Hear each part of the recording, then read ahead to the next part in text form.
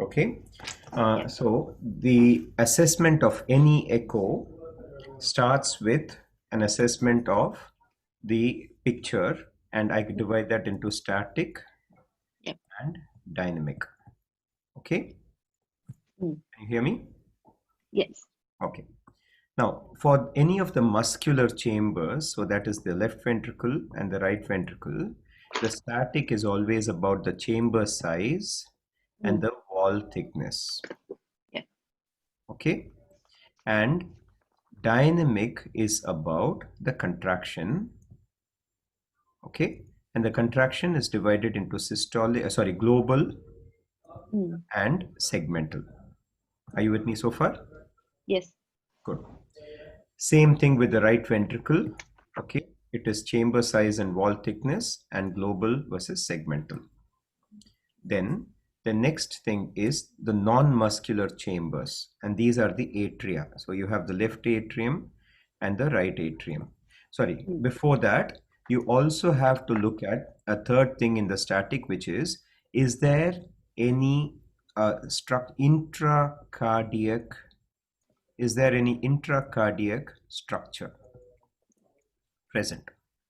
Yeah. Okay, and we'll come to the assessment of that intracardiac structure, and this is for every chamber. For whether it is a chamber or a valve or something, you have to look at that. So we'll come to the assessment of that separately. For a non-muscular chamber like the atria, the division is, or it's only about the size.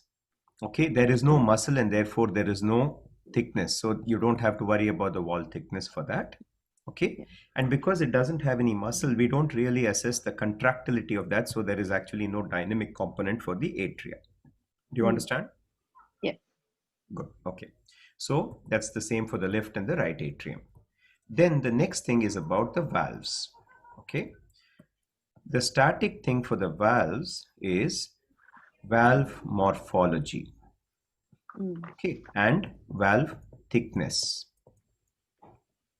Okay, Yeah. now what do I mean by morphology? If you have the aortic valve, you have to talk about the number of cusps in the aortic valve. Mm. Okay, if Yeah. you talk about the mitral valve, you have to see whether the mitral valve, what is the shape of the mitral valve, whether it is a hockey stick shape or whether it is a mitral valve prolapse, that kind of thing. Okay, thickness means, is the valve sclerosed? Okay, is there any Mm. abnormal thickening or calcification or anything of the valve? Yeah. Yeah. Okay, this is the static part. The dynamic part for a valve is going to be opening of the valve. Okay, now all this is only for 2D, basic 2D echo. This is not for color Doppler or for advanced echo. Okay, Yeah. then the next thing is about the static and dynamic. The next thing is about the pericardium. Okay, is there a pericardial effusion is the first question for static, and if it is present, then again the static measurements will be whether it is mild or moderate or severe. Okay, and the second thing is, so whenever you have any pericardial effusion or a pleural effusion, the first thing is the quantity, which is mild and moderate and severe. So the first is the quantity of Mm. the effusion, and the second is the quality of the effusion, which is whether it is simple effusion. Okay, Mm. simple versus a complex effusion. And how do you determine that on echo? It's by echogenicity and any Very good. symptoms, fibrings. Yeah. Very good. So the echogenicity of a simple effusion will be black or dark, and it's called anechoic. Whereas a complex effusion will have some mixed echoes within the effusion, such as fibrin strands, etc. Okay, so this is the static part. So whether or not there is an effusion, then the second is quantity and quality. Yeah. Okay, right. Then the dynamic part. Okay, the dynamic part for a pericardial effusion is whether or not there is pericardial tamponade. And pericardial tamponade is systolic RV collapse during late diastole or Mm. RA collapse during late systole. Okay, okay, Yeah. right. Then the next is pleural effusion. Okay, so pleura. The pleural effusion, it's virtually the same as a pericardial effusion for the static, which is is it present, and if it is present, then the quantity and the quality. Okay. There is no dynamic component for a pleural effusion because it is not going to cause any tamponade. Mm. Okay, so there is nothing there. Then Yeah. finally the aorta. Okay, the actual aorta, the chamber of the ascending and the descending thoracic aorta. This is a non-muscular structure, therefore it is only going to be the size of the aorta, the dimensions of the aorta. There is no Yeah. contraction aspect to this. The dynamic part will be if there is an aortic dissection or something, then you have to go and look for a flap or something like that. Okay, so this is the summary of the entire thing. Okay, so for Yeah. LV, static and dynamic, it's always about size and contraction, Mm. chamber size and wall thickness, and contraction, which is global or segmental. Same thing for the right ventricle. So these two are the muscular chambers. Okay, then for the non-muscular chambers, which include the left atrium, the right atrium, and the aorta, you only look for the chamber size without any wall thickening, and there is no contraction that you need to assess. For the valves, it's about morphology and the thick and the actual sclerosis or the thickness of the valve. And on 2D, you look for the opening. For Yeah. pericardial effusion, it is the quality and the quantity, Mm. quantity and Okay. quality, and whether there is tamponade is the dynamic aspect. And for a pleural effusion, there's just a quantity and quality. There is no dynamic aspect to this. Yeah. So this is the summary of how you have to interpret every single Mm. structure.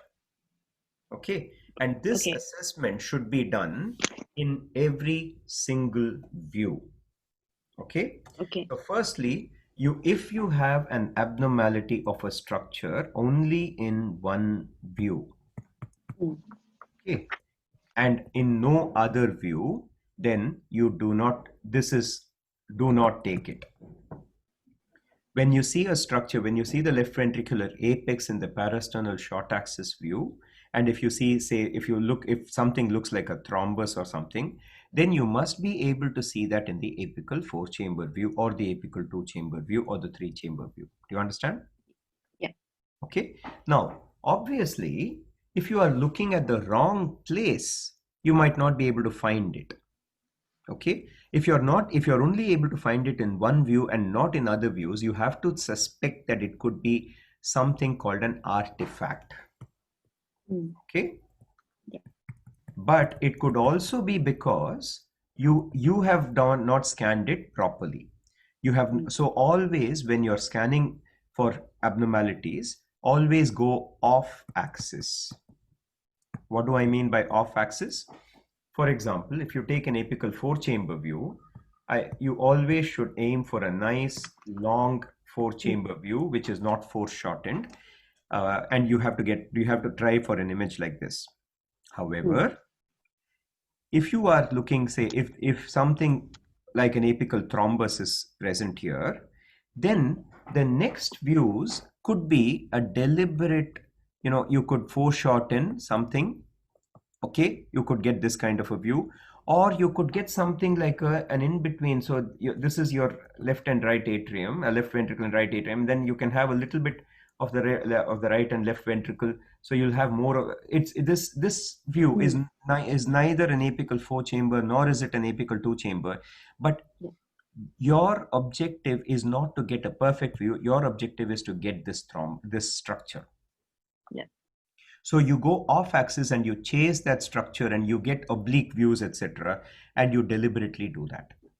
Okay. So if you, therefore, going back, if you only get a view, if you get an abnormality only in one single view and not in other views, always be suspect that this could be something called an artifact, and therefore Mm. you always go and try and get some off axis views in other things to rule that out.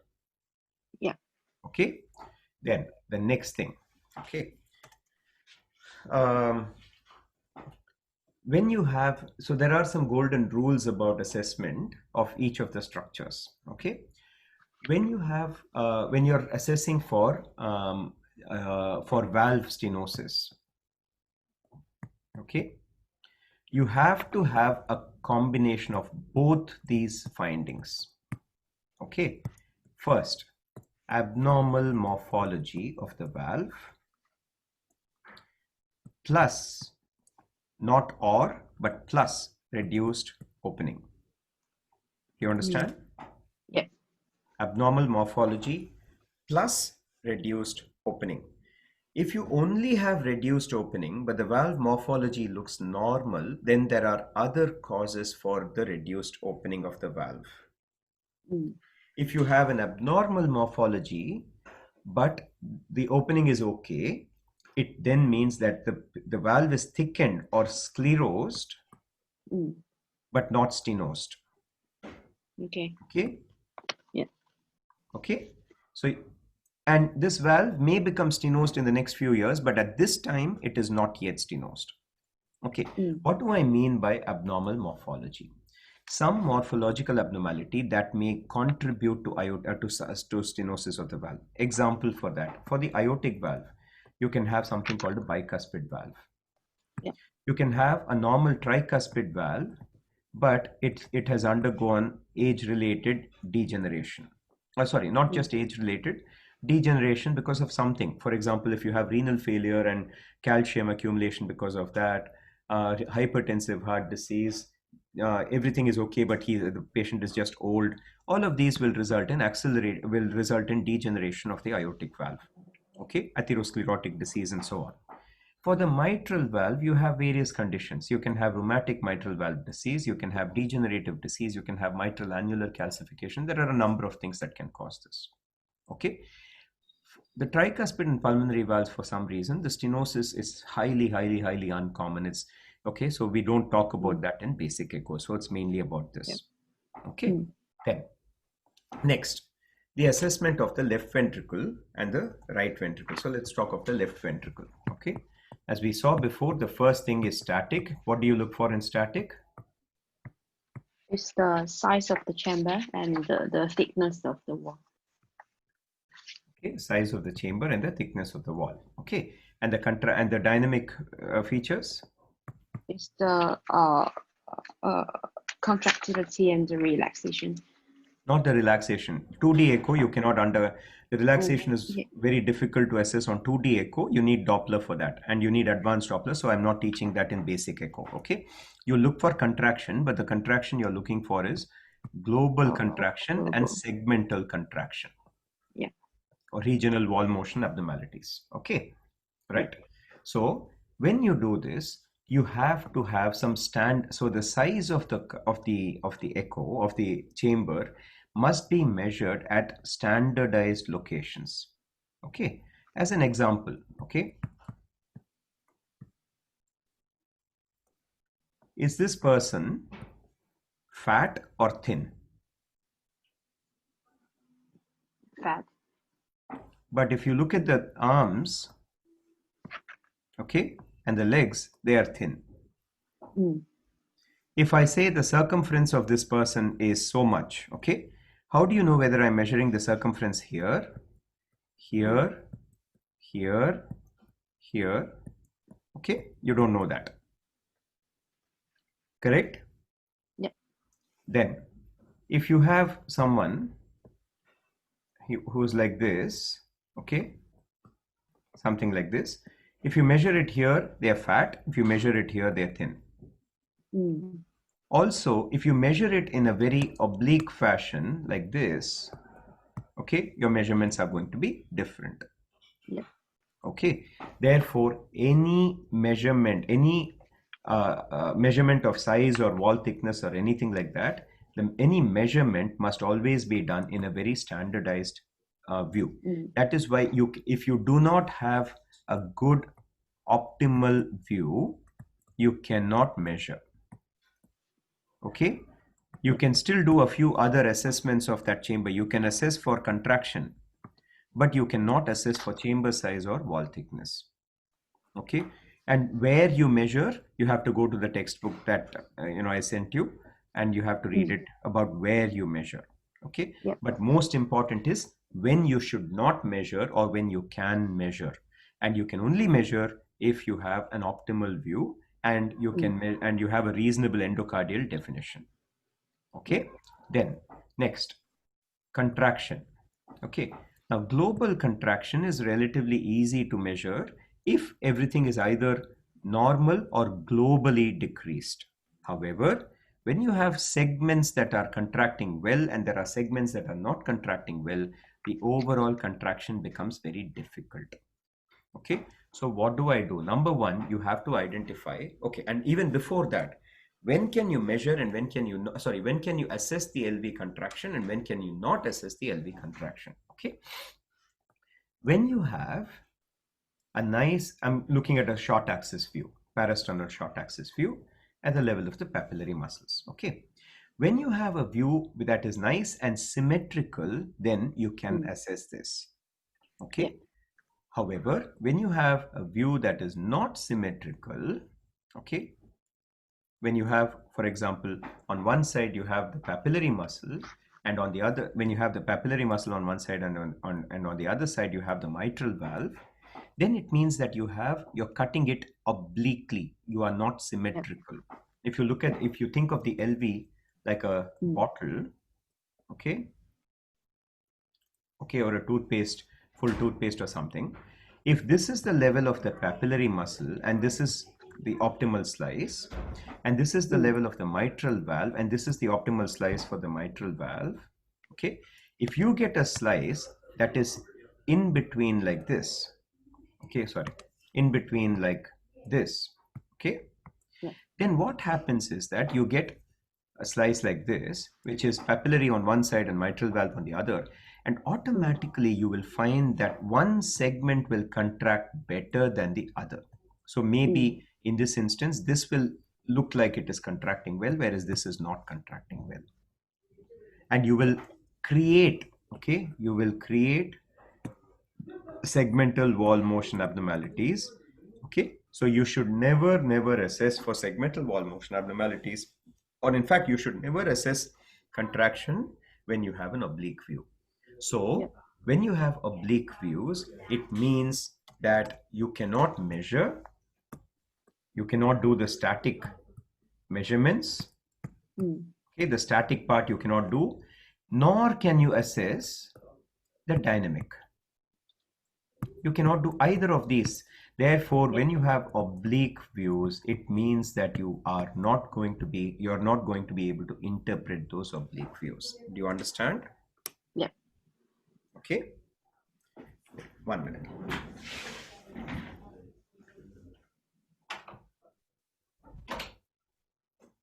So when you have an oblique view, you should always try and make it correct. And usually the treatment for an oblique, the way you have to change an oblique view is usually by rotating the probe or by tilting the probe.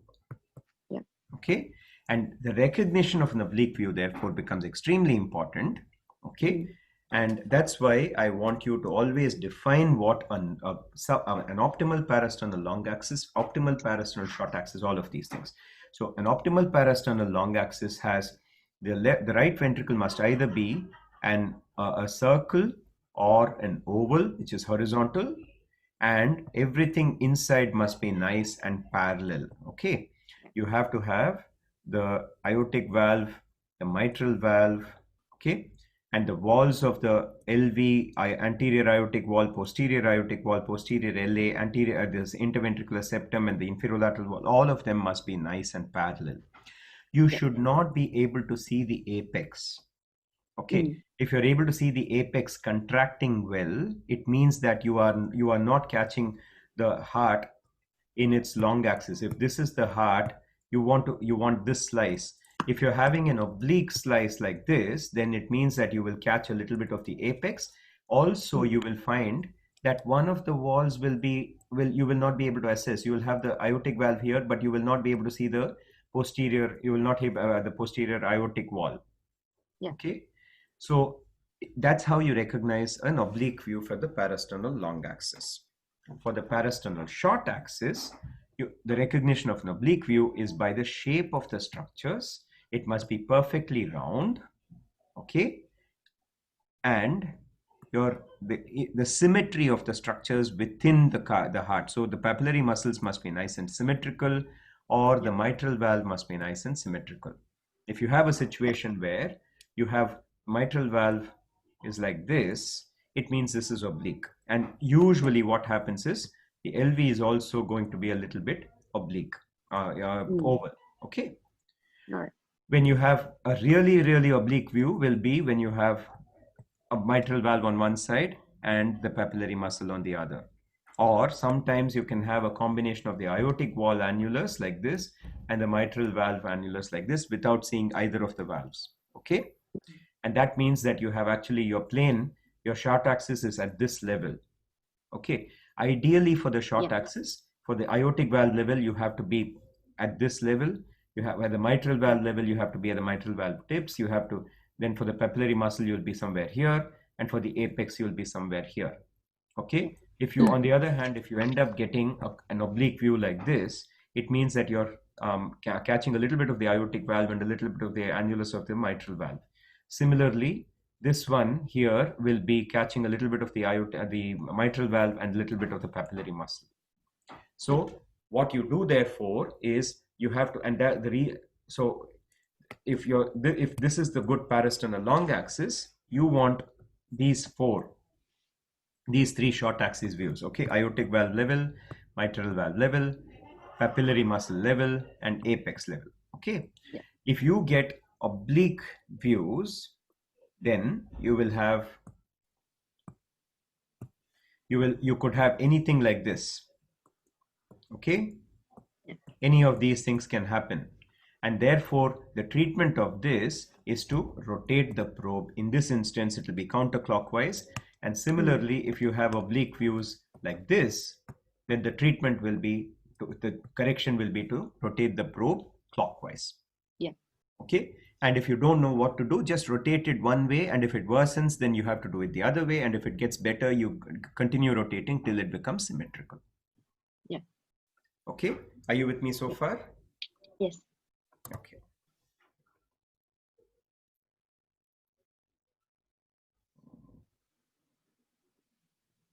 Now, so this echo here is, sorry, 1 minute. Yes, so this echo, you've said that it is normal LV and RV contractility. What about the chamber size and the wall thickness? So you've said concentric LV hypertrophy, very good. Severe aortic stenosis with calcification, no right ventricular dilation, no pericardial effusion. Very nice. Okay, so you've covered everything. Ideally, I would like you to actually start talking of each chamber. So here you've talked about LV, RV contractility and then RV dilation separately. I, I'm someone who categorizes things, and if I'm talking of the right ventricle, I will start with the RV static component, which is RV size is normal, RV wall thickness is normal, RV contractility is normal. LV size normal, wall thickness is increased or concentric hypertrophy, and contraction is normal. Then aortic valve, there is calcification of the aortic valve and with reduced opening, which is consistent with severe aortic stenosis.